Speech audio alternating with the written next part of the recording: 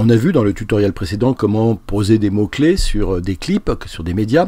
On va voir aujourd'hui comment préparer précisément les clips, ces médias donc, avant d'entamer le montage. La première des choses, c'est qu'on peut avoir par exemple envie de rejeter des clips dont on n'est pas sûr de se servir. Vous voyez par exemple ici, j'ai une série de clips, si je regarde dans ce projet printemps, qui ont été importés par erreur, qui ont une durée d'une frame, ce qui est vraiment, je ne sais même pas comment ça s'est produit, mais je sais que je ne vais pas m'en servir. Même celui-là qui en fait 13, je ne vais pas m'en servir. Donc ces clips-là, par exemple, je les sélectionne tous, et je vais les rejeter. Alors pour ça, j'ai plusieurs solutions. Soit je clique ici sur la croix rouge, en bas ici, hein, ça refuser la sélection, je rejette le clip, soit je fais la touche Delete ou Supprime. Voilà, là je vais appuyer sur la croix rouge, et vous allez voir que tous ces clips, ici, vont être marqués d'une barre rouge. Celui-là, celui-là, et celui-là. Et maintenant, je peux choisir de ne plus les afficher dans ma liste. Au lieu d'avoir tous les plans affichés ici, je peux choisir de rejeter, de masquer les clips rejetés. Paf, ici, ils ont disparu de ma liste, ça tombe bien, je ne comptais pas m'en servir, ils me gênaient plutôt qu'autre chose. Pour autant, ils ne sont pas effacés, ils sont juste masqués, hein. Et je peux repasser, vous voyez, sur tous les plans, et ils reviendront ici, tout en haut, puisque c'est classé ici par ordre de durée, de plus court au moins court, ils vont arriver ici, voilà. Alors on peut enlever, hein, on peut regretter d'avoir fait ce marquage rejeté. Si je regrette de l'avoir fait et que je veux l'enlever, il suffit de les sélectionner et de taper sur l'étoile blanche ici à côté, ou de faire un raccourci clavier qui est le U. Voilà, vous voyez ici que ma barre rouge a disparu. Je fais pomme Z, parce qu'en fait elle me plaisait bien cette barre rouge, je voulais vraiment rejeter, c'était juste pour vous montrer. Hein. Et maintenant si je veux les effacer directement, je fais tout ça, et je les place dans la corbeille. À ce stade-là, ils seront dans la corbeille, je pourrais encore les récupérer, mais après, si j'efface ma corbeille du Finder, hein, hop, ils seront définitivement exclus. Bon, ceux-là, vraiment, ils ne me servent à rien, donc je les exclus définitivement. Il me restait celui-là aussi, pareil, placé dans la corbeille. Ok, alors on a vu comment rejeter, maintenant on va marquer des plans favoris. Il y a des plans qui me plaisent beaucoup. Alors je vais repasser plutôt ici dans la présentation par médias, et ici, je vais tout de suite aller chercher les plans qui me plaisent. Par exemple, il faut que je sois un peu plus long, donc voilà, on va mettre 10, 20 secondes. Ces plans de chevaux ici, celui-là pas tellement, ceci, tout celui-là aussi, tous les plans de chevaux, les plans de guitare ici me plaît, celui-là aussi, donc je les reprends tous, hein, avec la touche commande pour les sélectionner. Celui-là me plaît, ces deux-là me plaisent, celui-là moins, celui-là me plaît, celui-là pas du tout. Je descends, je continue. Mon marquage, celui-là me plaît, celui-là me plaît, celui-là aussi, celui-là aussi, celui-là aussi. Et les musiques, ça, j'ai pas besoin de les marquer. Donc voilà, tous ces plans-là sont favoris. Là, je mets une croix verte. Je les marque en vert, ça veut dire que c'est des plans favoris. Hein, c'est mes plans préférés. Et vous voyez, une barre verte s'est affichée sur les plans, ils sont marqués en vert. Alors maintenant, si je repasse par la sélection par liste, vous voyez qu'il y a des plans, ceux que je viens de marquer là. Je les vois ici. Si je descends le triangle, on voit que ça fait partie de mes plans favoris. On voit ici sous ce plan qu'il est favori, mais comment créer une collection intelligente rassemblant tous mes favoris? Autrement dit, comment avoir tous mes favoris d'un seul coup? Eh bien, c'est pas compliqué. Je vais ici dans l'outil de recherche. Le texte, je n'en ai pas besoin. Je fais plus. Je vais faire un plus avec un critère en fonction du classement en favoris.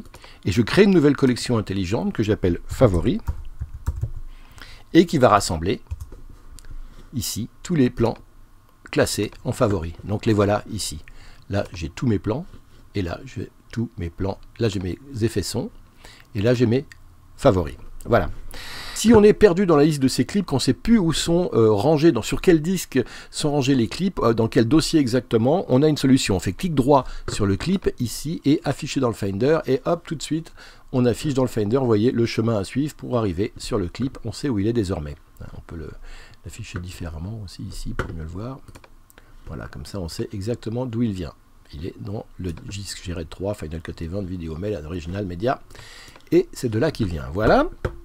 On peut également transcoder un clip si ça n'a pas été fait au départ. Hein. Par exemple, si je l'ai importé sans le transcoder, ici, on fait clic droit sur le clip et transcoder le média. Il y a une fenêtre qui s'ouvre. Là, comme ça a été créé, ça a été fait, donc j'ai le créer un média optimisé et grisé. Mais si ça n'avait pas été le cas, je pourrais ici cliquer et transcoder mon média en faisant OK ici. Bon, là, moi, je les ai tous en les important, je les passe tous en ProRes. Donc, j'en ai pas à vous montrer qu'ils ne soient pas stabilisés jusque-là. Et si vous devez transcoder un média, vous pourrez suivre l'avancement des travaux ici.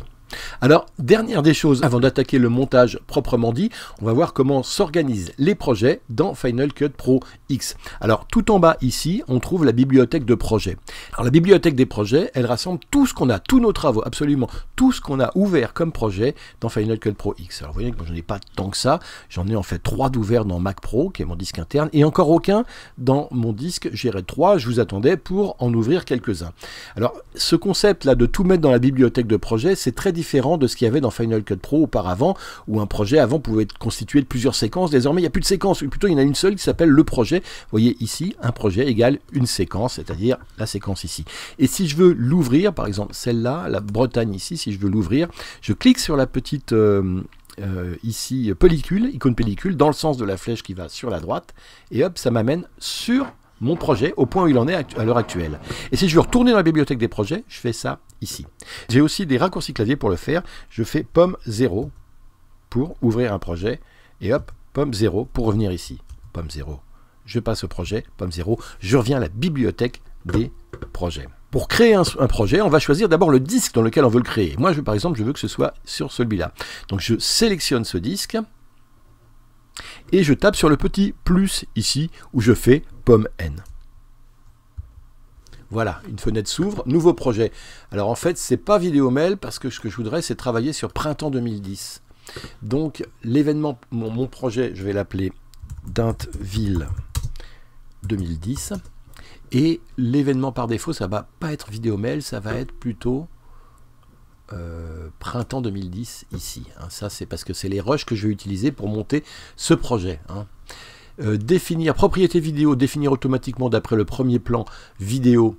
Alors je peux choisir ça parce qu'effectivement c'est le premier plan vidéo qu'il y a dans ma liste qui va définir dans la liste des rushs ici qui va définir quelle est la norme vidéo, c'est-à-dire où on peut personnaliser. Donc voilà, personnaliser par exemple 720p HD ou 1080i. Bon, moi je suis en 1080i avec cette résolution là et un 25 images par seconde. Donc c'est ça que je réglerais si ce n'était pas le cas, mais là automatiquement ça va le régler sur ce projet là, donc c'est pas grave.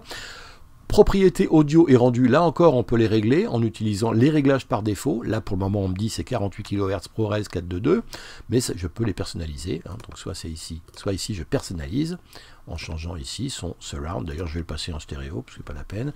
Fréquence d'échantillonnage 48 kHz bien sûr, et format du rendu Apple ProRes 422, ça je le laisse comme ça, mais vous voyez je pourrais passer sans compression ou sur un format qui demande plus de place, dont le codage couleur est meilleur mais qui prend beaucoup de place, c'est le 4444 ou le 422 HQ. Non, moi le 422 me suffit largement pour ce que je veux faire, donc je clique OK ici, et un nouveau projet est créé, et hop, il est ouvert directement. Et à partir de là, on va pouvoir rentrer dans ce qu'on appelle le montage, mais ça c'est pour le prochain tutoriel. Alors une chose avant de se quitter quand même, on peut checker les propriétés du projet. Hein. Le projet ici, il a été créé ici. Je reviens dans la bibliothèque des projets, je le sélectionne évidemment. Bon, il est encore vide, mais je check en faisant le petit i, hein, ici de l'inspecteur, ou alors pomme 4. Donc pomme 4. Et j'ouvre l'inspecteur ici et je vois que mon projet Dintville a été créé en 1080i HD avec des images, un format 1920 1080, 25 images par seconde et l'emplacement ici qui est le GRED ici. Et puis une dernière chose que je voulais qu'on voit, c'est la nouvelle propriété, maintenant c'est le skimmer. Alors lorsqu'on se promène sur un clip, dans l'organisateur des médias, une ligne rouge suit vos mouvements et montre dans la fenêtre et dans le visualisateur de droite l'image survolée en permanence.